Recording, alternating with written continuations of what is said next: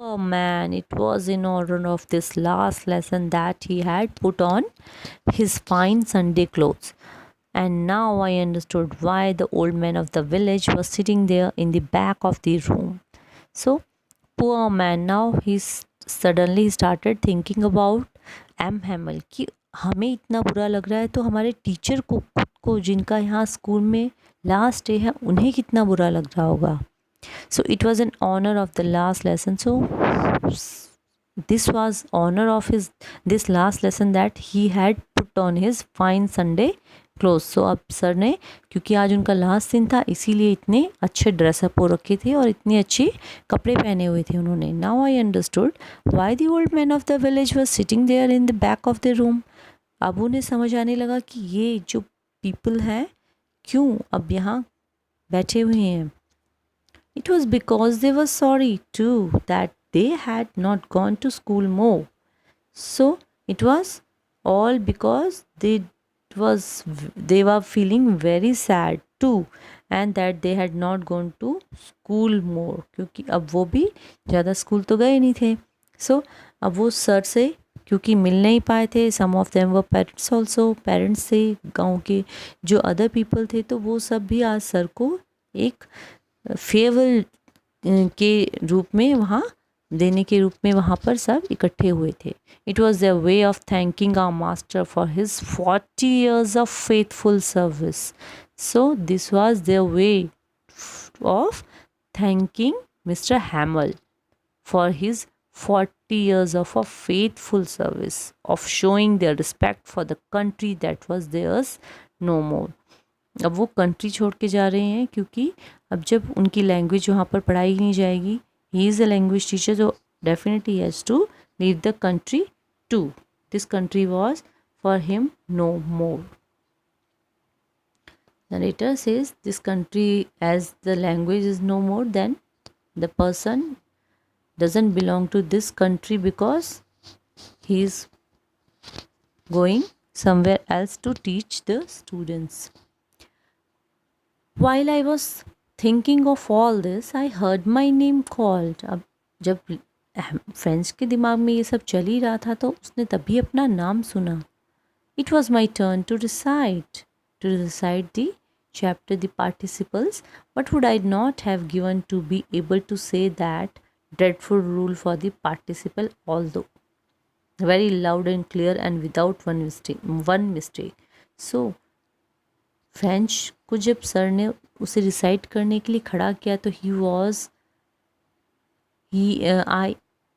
what would I not have given to be able to say that dreadful rule. Now the rules participles के कभी narrator को समझ ही नहीं आए थे फ्रेंच को, लेकिन आज वो बहुत क्लियरली और लाउडली विदाउट एनी मिस्टेक कैसे बोल गया.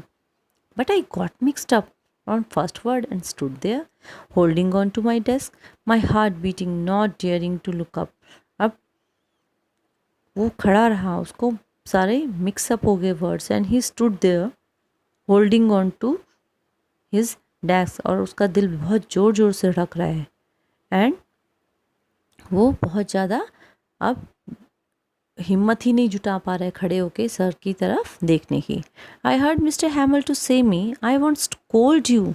अब उसे क्योंकि उसने वो बोल तो दिया लेकिन उसको जो होमवर्क दिया गया था उसको लर्न नहीं था तो उसने अब घबराहट हो रही थी उसे. तो आई हर्ड मिस्टर हैमल. नाउ फ्रेंच ने सुना कि मिस्टर हैमल ने उसे कहा I want scold you little French, you must feel bad enough. C how it is. अब सर ने उसे समझाया कि मैं तुम्हें डांटूंगा नहीं लेकिन तुम्हें थोड़ा बुरा फील हो रहा होगा. See how it is. Every day we have said to ourself I have plenty of time. कि जब हम सब के पास क्या होता है, जब हम सब के पास टाइम होता है तो हम क्या करते हैं, उसको रिस्पेक्ट नहीं करते हैं. बाह is an expression of annoyance. गुस्से का एक्सप्रेशन होता है. जैसे हम बोलते हैं छोड़ो भी, leave it. I have plenty of time, I learn it tomorrow. तो हम क्या कहते हैं कि नहीं छोड़ो आज नहीं कल करूँगा, कल पे छोड़ देते हैं और वो कल फिर धीरे धीरे वो आगे के आगे वो पोस्टपोन होता रहता है हमारा वर्क. और हम जो काम अभी कर लेते हैं वो अभी हो जाता है, अदरवाइज़ वो वर्क हमारा पोस्टपोन होता रहता है. So same now those fellows and now you see where we have come out. Now see, अगर अब हम कल पे छोड़ देते हैं और अब देखो आज हम कहाँ पर खड़े हैं, क्योंकि हमने वो लैंग्वेज पढ़ी ही नहीं. That's a great trouble with अल्सेस. अब देखो अल्सेस एंड लॉरेन यहाँ पर, अब वो अल्सेस में रह रहे हैं, तो देखो हमारे अल्सेस में कितना बड़ा संकट ट्रबल आ गया है कि she puts of learning till tomorrow. अब हमें सिर्फ आज का दिन है और कल से हमें ये सब छोड़ के दूसरी लैंग्वेज को पढ़ना पड़ेगा. Now those fellows out there will have the right to say to you, how is it you pretend to be Frenchman and yet you can neither speak nor write your own language. अब now see, अगर तुम किसी दूसरी जगह जाओगे तो लोग तुम्हें क्या कहेंगे, देखो तुम अपनी ओन नेटिव लैंग्वेज को भी नहीं बोल पाए, फ्रेंचमैन होकर अपनी फ्रेंच लैंग्वेज को भी ना तुम्हें बोलना आता है ना ही तुम्हें लिखना आता है. But you are not the worst poor little French, we have all a great deal to reproach ourselves with.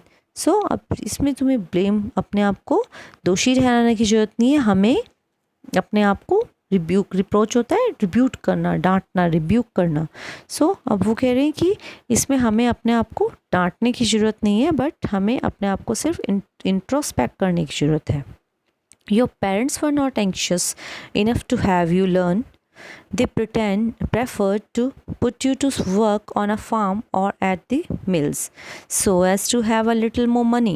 And I have been to blame also. Have I not often sent you to water my flowers instead of learning your lessons? And when I wanted to go fishing, did I not just give you a holiday? So अब यहाँ पर M हैमल अपने आप को भी blame कर रहे हैं कि यहाँ पर तुम्हारे पेरेंट्स, अब सबके बारे में वो बता रहे हैं कि सी जब हमारे पास टाइम था हमने इस लैंग्वेज को कितना ज़्यादा इसको हमने निगलेक्ट किया है. आप वो हम फ्रेंच को बता रहे हैं कि your parents were not anxious enough to have you learn, कि तुम्हारे पेरेंट्स ने भी तुम्हें कौन सा फ्रेंच लैंग्वेज को लर्न करने के लिए तुम्हें कभी ध्यान नहीं दिया. They prefer to put you on work, वो ज़्यादा प्रेफर करते थे कि तुम फार्म में काम करो और उनकी मिल्स में वर्क करो, उससे तुम्हें ज़्यादा मनी मिलेगी. और मैं खुद भी इसके लिए ज़िम्मेदार हूँ, क्योंकि मैं भी तुम्हें कभी वाटरिंग के लिए, फ्लावर्स को वाटरिंग करने के लिए भेज देता था instead of learning your lessons. और कभी कभी मैं जब फिशिंग में जाना चाहता था तो मैं भी तुम्हें हॉलीडे दे देता था. सो अब यहाँ पर टीचर अपने आप को भी यहाँ पर अपना ब्लेम कर रहे हैं कि नहीं, यहाँ पर मेरा भी फॉल्ट है कि मैं तुम लोगों को एक सेकंड गवाए बिना भी पढ़ा सकता था. मीन्स मुझे और अच्छा करना चाहिए था. अपने 40 ईयर के करियर में मैं जितना कर सकता था उससे भी और अच्छा करना चाहिए था, कि मैं तुम्हारे अंदर इंटरेस्ट जनरेट नहीं कर पाया, तो इसमें कहीं ना कहीं मेरी भी गलती है. Then from one thing to another, M. Hamel went on to talk of the French language. अब Hamel अब इस बात को करते करते अब फ्रेंच लैंग्वेज की बात करने लगे. That saying that it was the most beautiful